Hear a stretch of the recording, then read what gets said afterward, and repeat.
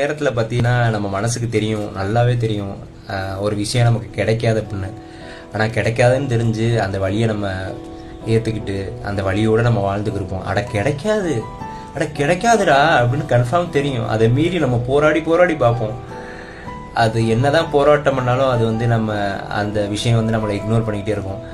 என்னதான் பிடிச்சிருந்தாலும் இந்த சொசைட்டிக்காக அந்த விஷயம் வந்து இக்னோர் பண்ணிக்கிட்டே இருக்கும் நம்மளை. அதை மீறி நம்ம வந்து நம்ம போராடிக்கிட்டே இருப்போம், போராடி தோத்துக்கிட்டே இருப்போம். அதனால நான் முன்கூட்டியே நமக்கு வந்து தெரியும், நம்ம மனசுக்கு வந்து தெரியும் எது கிடைக்கும் எது கிடைக்காது.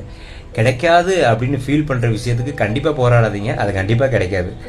கிடைக்கும் அப்படின்னு உங்கள் மனசு சொல்லணும், ஃபீல் பண்ணும், உள்ளேருந்து ஆத்மார்த்தமாக ஒன்று சொல்லணும். அதை கேட்டிங்கன்னா கண்டிப்பாக கிடைக்கும். அதை மீறி ஓவர் அட்வான்டேஜ், ஓவர் கான்ஃபிடென்ட்டில் ஒன்று சொல்லணும் கிடைக்கும் அப்படின்னு, அது வந்து கண்டிப்பாக கிடைக்காது.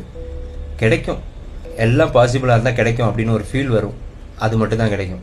கிடைக்காது, கன்ஃபார்ம் கிடைக்காது அப்படின்னு ஃபீல் பண்ணணும். அப்படின்றப்ப முடிஞ்ச அளவு அதை இக்னோர் பண்ணிவிட்டு நீங்களா மூவ் ஆன் பண்ணி போயிட்டே இருங்க, அதான் நல்லது.